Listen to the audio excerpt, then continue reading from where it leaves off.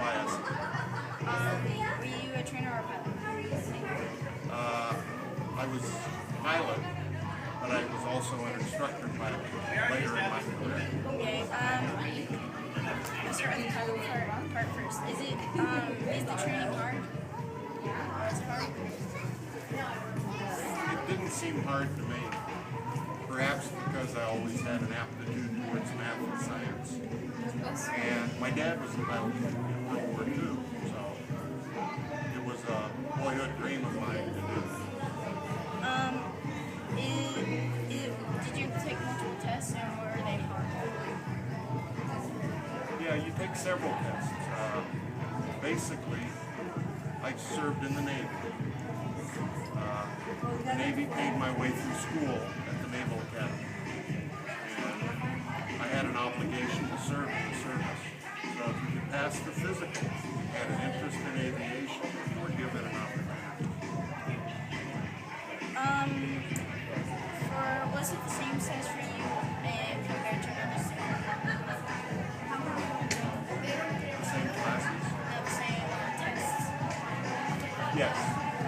Everybody goes through in the Navy what's called basic training. And then after a certain period of time, then they branch out to different elements. They either fly jets, fixed-wing aircraft, multi-engine, or helicopters. And I flew helicopters. When you were going through training, did you have to bring anything with you? No. Didn't own anything. How long was the training? It was about a year.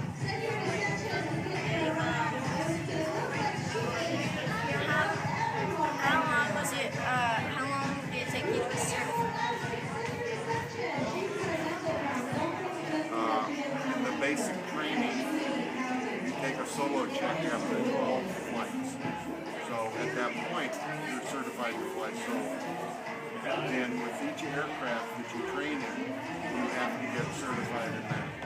I received my Naval Aviation Wings in August of 1970, and I've been there just about a year. I come in July of 1969. Okay.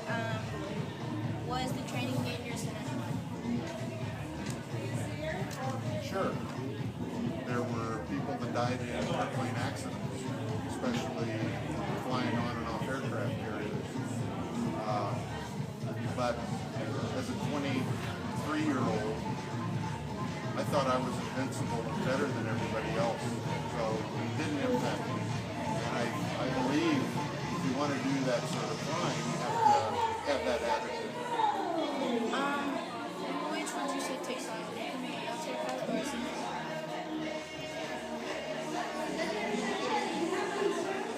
You can probably become a civilian pilot a little faster and get a private license. Certainly less than a year. It's just a series of tests. There's only to take an exam and solo and prove to them that you can be comfortable flying on your own. So I think it's a civilian pilot that takes less. I can't coach it. Was it fun? Wow. Yes. Most fun I've had in my life. Who was your boss at the pilot? Who was your boss at the pilot? Well, you work your way up. My first duty station was in Vietnam, flying helicopter gunships. You start off as a co-pilot, you're right out of training, until you have enough time under your belt to take an exam, flight test, and a written test to be the aircraft commander. Then you're allowed to be the pilot as opposed to the co-pilot.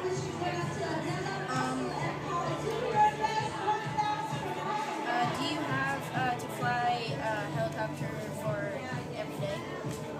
Did you have to fly a helicopter every day? No, not every day. Did you have them? Ellen, she's like, I said I put them in the spirit. Maybe But they were found. I thought you brought them. She must have found them. I thought you brought them this morning. No. Single engine, fixed wing. I go good. Sarah brought the chest. Yesterday morning I brought them, but I put them on the stairs. Aircraft or T-24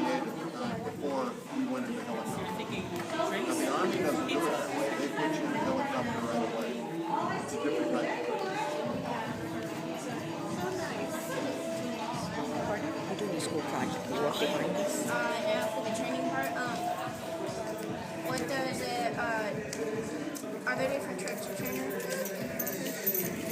Sure. Every single aircraft has a designated instructor.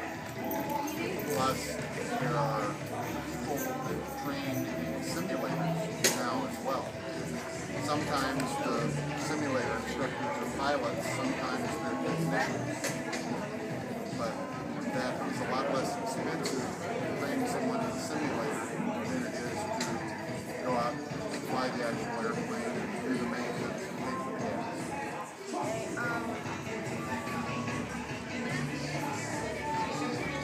What equipment do you have to use to get the best results?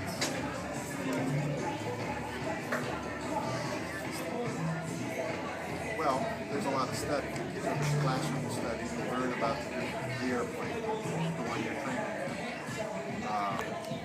Then you also have a series of different tests with it, where they would teach you to land that particular aircraft, teach you to hover, teach you to auto-rotate, where if you lost an engine, you could have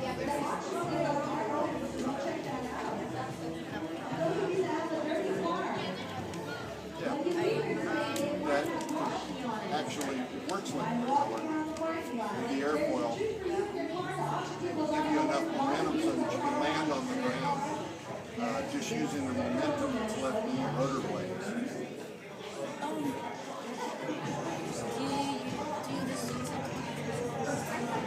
Yeah. When I was an aviator, we had to get a physical every year. And we had to have 20/20 vision. I no longer have 20/20 vision. So I haven't flown in a long time. What is the difference between IFR and EFR?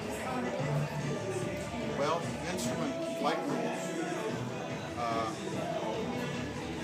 is when you no longer have a reference to the ground or you're flying through clouds and storms. And in order to do that training, you would put a bag over it. We called it a bag. It was a canvas canopy. It would block out all the input from the outside so that you just looked at the instruments from your bag. Of course, there was another pilot in there at that time. But that's how we trained in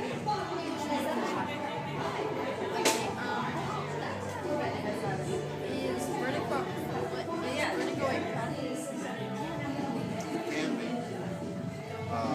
It has certainly caused accidents before. And what is vertigo?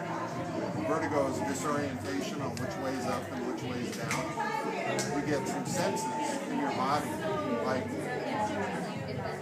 the weight on the seat of your pants due to gravity, and feeling in your ears as far as which way is up, your inner ears. However, vertigo is when you lose that capability, and it can be confusing. It can cause you to get disoriented and causes airplane accidents. But you can also get vertigo just by getting lightheaded when you stand up. Do pilots train in a simulator or in the actual aircraft? We do both. How long is the training for a? Well, in the Navy, I looked for my logbook this morning, but I couldn't find it. I believe I had about between 150 and 200 hours in aircraft when I got my wings. So for the Navy, I was designated as a naval aviator after about 200 hours of flying.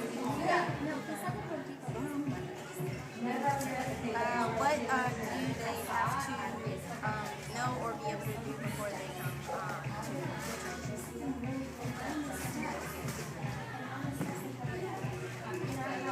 Well, you have to be in good physical health. One of the other things I did in my Navy career, I was a flight surgeon.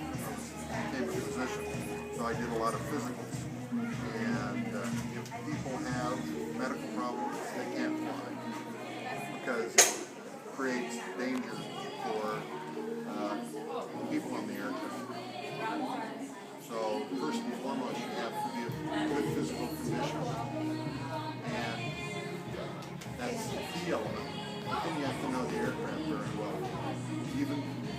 before every flight, you go out and actually inspect the aircraft, looking for problems. You want to solve them when it's on the ground. It's much harder to do when you're in the air. What you get when I got a certificate and a set of Navy wings, which are gold. And then I could wear them on my uniform. It signified that I was a naval aviator.